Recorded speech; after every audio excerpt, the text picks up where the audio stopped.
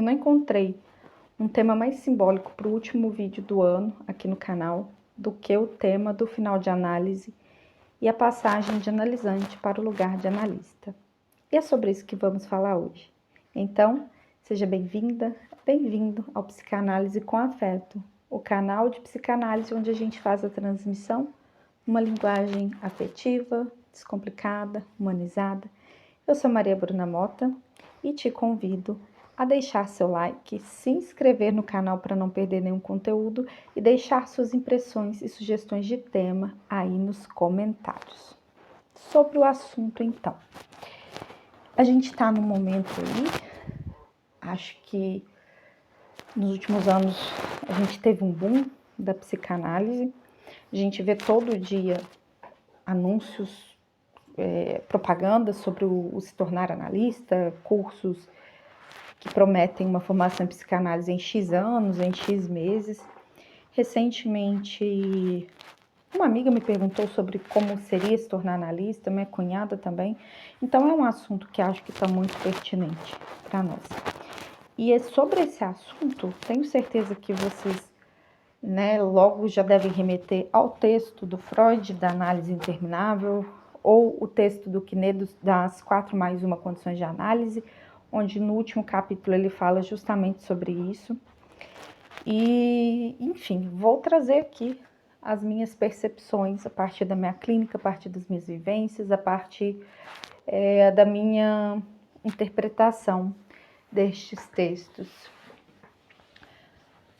Para esclarecer, eu vou tentar fazer de uma forma assim mais clara possível, até para caso chegue alguém aqui que não seja da psicanálise, porque quem é da área, a gente sabe que entre a gente também temos dúvidas, mas a gente vai entender isso de uma forma mais possível, né? Mas quem é de fora tem muita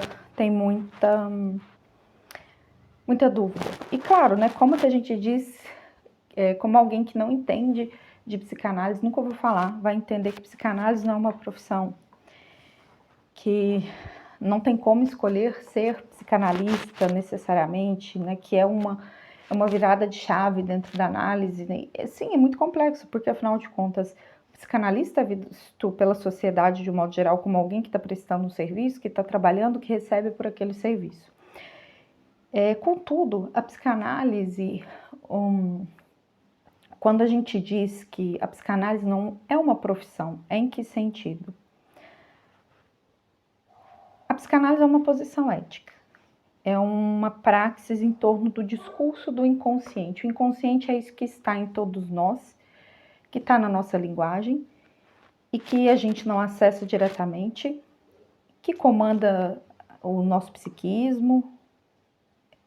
E não é porque muitas vezes a gente não sabe dele, que a gente não se dá conta dele e que a gente não acessa diretamente, que nós não somos responsáveis por nossas ações derivadas do inconsciente. Dessa forma, a psicanálise visa, no seu trazer à tona esse discurso inconsciente e colocar esse sujeito numa posição de responsabilidade para com o seu inconsciente, para com a sua vida, para com as suas questões. Isso não é uma coisa que se faz meramente porque se decidiu fazer. É uma coisa que precisa ser decidida e continuadamente decidida e sustentada ao longo dos anos de um processo de análise. E para que alguém esteja nesse lugar de passar por uma análise, é preciso que ele enderece esse desejo de saber sobre o seu inconsciente para um outro, que vai ser o analista, que por sua vez precisa ter passado e passe continuadamente por esse processo também. A posição de analista, diferente da posição do psicólogo, do terapeuta, não é uma posição de cura no sentido de uma remissão de sintomas ou de talvez até extinguir certos sintomas. Não é uma posição também integrativa, não é uma posição do tipo equilibrar a vida. A posição do analista, o analista atende a partir de um lugar de resto, um lugar de dejeto. E é por isso que a gente fala que não é possível escolher ser psicanalista do ponto de vista de uma profissão. o que acontece é a passagem do analisante para esse lugar de analista. Alguém que na sua análise sai do lugar de sujeito e por alguma questão, por alguma elaboração dentro desse processo, sinta o desejo de ocupar esse lugar também para outras pessoas. Então ele deixa de ser sujeito analisante para ocupar um lugar de resto. Porque o que um analista faz é escutar a partir do lugar de resto. O analista não está ali para colocar a opinião dele ou o desejo dele em causa. O analista vai sempre nos escutar, ou deveria pelo menos, desse lugar de resto, o lugar que o Lacan fala de objeto, causa de desejo. E o que é esse lugar, objeto, causa de desejo? O analista não tem que ter desejo de nada. Parece frieza, mas não, o analista não é alguém frio, não é uma pessoa ali, ele está ocupando uma função. Por isso que a gente diz que o analista não existe, né, enquanto pessoa, enquanto sujeito. O analista é uma função, ali no setting analítico para o analisante. E naquele momento que o analista ocupa essa função, ele não está desejando a felicidade, que o paciente consiga sair de uma relação abusiva, ou que o paciente queira que ele alcance um emprego, que ele passe no vestibular. Isso a gente vê muitos outros profissionais fazendo. O analista quer apenas ser causa de desejo, permitir que, por meio da sua escuta, o analisante sustente seu desejo diante dos outros da vida dele. O analista deseja que a análise continue acontecendo, ou seja, que o paciente venha semana a semana falando e sustentando as suas questões, se responsabilizando por suas questões. Então, por isso que a análise é muito diferente de todos os outros trabalhos, porque um analista dificilmente vai dar presente de fim de ano para o paciente, dificilmente ele vai desejar parabéns por alguma coisa. Não quer dizer que ele não possa felicitar em alguma situação, mas quando ele faz isso, ele não está no lugar de analista. E a gente tenta ao máximo ocupar esse lugar de analista. Então, o que acontece no final de análise, né? Isso não quer dizer que o analisante que se torna analista não possa fazer mais sessões, mas o que acontece com o analista no final de análise é quando ele atravessa a sua fantasia, seus sintomas, suas questões e sente o desejo de ocupar esse lugar de objeto para outra pessoa, né? O seu sujeito sai de cena para dar lugar ao sujeito de outras pessoas. Isso não é uma coisa que a gente simplesmente escolhe fazer durante a análise. Achei legal o que o meu analista fez por mim, quero ser analista também. Eu gosto de ajudar as pessoas. Não, isso é uma virada de chave. E é uma coisa que muitas vezes a gente vai se dar conta só depois, ao longo dos anos. A gente dificilmente tem um insight assim do tipo, quero ser objeto de desejo para outros analisantes. É uma coisa que vai acontecendo ao longo do tempo e que a gente vai verificando no nosso processo aí do nosso tripé.